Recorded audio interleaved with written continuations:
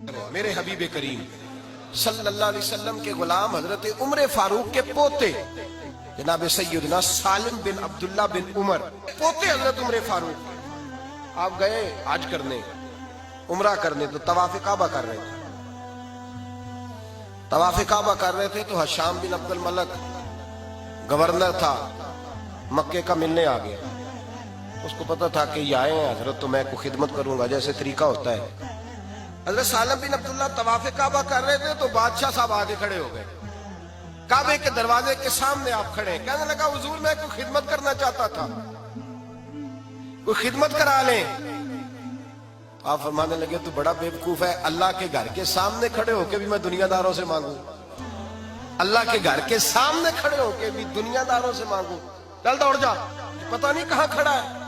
کہنے لگا حضور میں باہر کھڑا ہوتا ہوں, آپ فارغ ہو کے آ جائیں.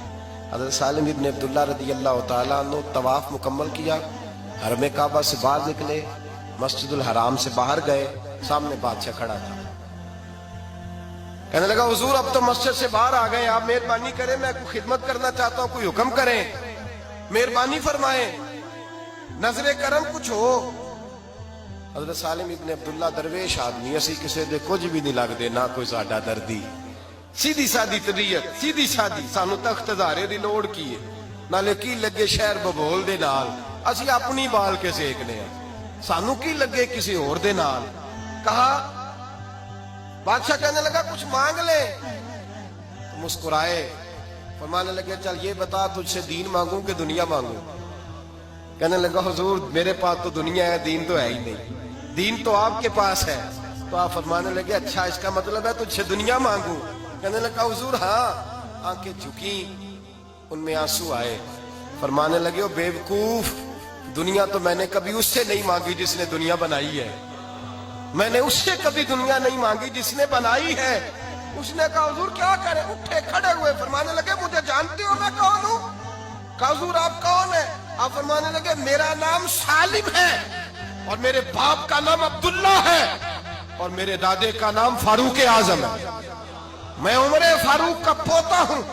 میں نے تو کبھی رب کریم سے دنیا نہیں مانگی, اور تیرے جیسے دنیا دار سے مانگو. جا دوڑ جا, نکل جا. میرے بھائی تھوڑا سا اس سے ناتا توڑے, خدا رہا نہ یہ کسی کی بنی ہے اور نہ کبھی کسی کی بنے گی. یہ کبھی اس ہاتھ میں تو کبھی اس ہاتھ, اس کے پیچھے کیوں بھاگتے ہو جو قابو نہیں آتی.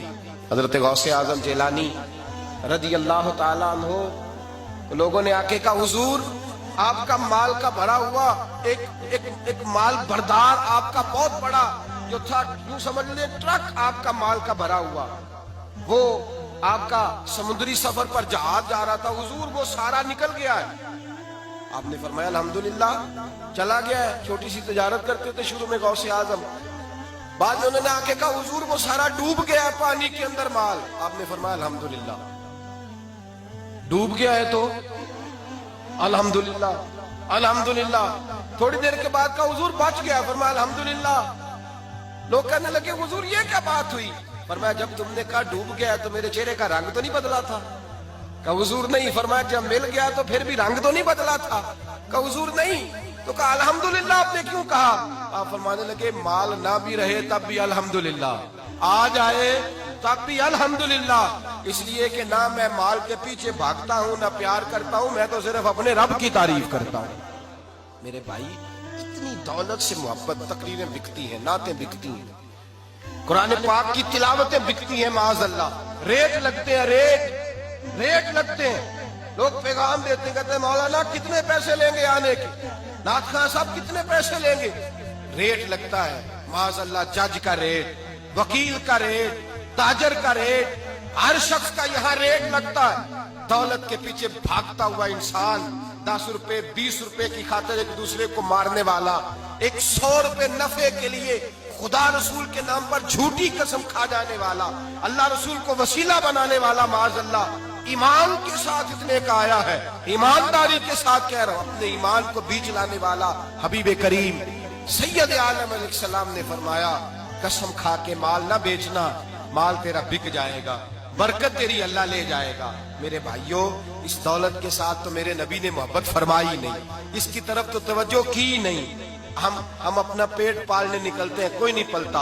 सारी जिंदगी वो भूख वो ऐसी है जैसे अजल की है, खत्म ही नहीं होती। रब करीम के बंदे हजरत उमर फारूक रदी अल्लाह ताला अन्हु फरमाया करते थे, मैंने रब करीम से कभी दौलत का सवाल ही नहीं किया।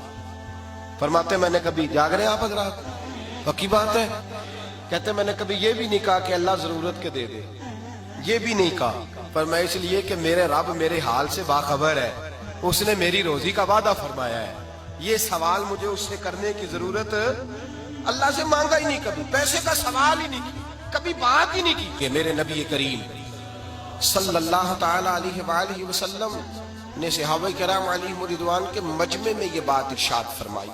सहाबा कहने लगे, हुजूर देखिए कितना खूबसूरत मौका है, कितना अच्छा मौका है, और किस कदर अल्लाह ने हालात हमारे हक में कर दिए कि हुजूर एक मुसलमान मैदान में निकलता है तो काफिर दौड़ने लगते हैं, काफिर भागने लगते हैं। एक मुसलमान मैदान, हुजूर किस कदर अल्लाह ने फजल किया। मेरे हबीब करीम अलैहिस्सलाम ने ठंडी आह भरी, ठंडी आह भरी हुजूर ने, और करीम महबूब ने फरमाया एक वक्त वो भी आएगा, आज एक मुसलमान सैकड़ों काफिरों को भगा देता है। ये याद रखनी आपने हदीस का, एक वक्त ऐसा आएगा एक काफिर होगा और 1000 मुसलमान उसके आगे दौड़ रहा होगा, भाग जाएंगे मुसलमान, भागेंगे, एक काफिर के आगे भाग रहे होंगे मुसलमान। सहाबा किराम हैरत में मुब्तला हो, आंखें खोल के देखने लगे। उनके लिए ये बात अचंबा थी, उनके लिए ये बात अनोखी थी, ये इनफिरादी बात। हुजूर ये आप क्या फरमा रहे हैं? महबूब करीम अलैहिस्सलाम ने फरमाया, मैं तुम्हें बतला रहा हूं, एक वक्त ऐसा आएगा, एक वक्त आएगा एक मुसलमान, आज तो ये वक्त है कि एक मुसलमान 1000 काफिर को भगाता है, पर एक काफिर 1000 मुसलमान को भगाएगा। तो सहाबा ने कहा, हुजूर हम थोड़े होंगे? फरमाया नहीं, बड़ी कसरत से होंगे। या रसूलल्लाह हमें जंग नहीं करनी आती होगी? फरमाया नहीं, जदीद असले होंगे, जदीद हथियारों से लैस होगी मेरी उम्मत। हुजूर फिर वजह क्या होगी?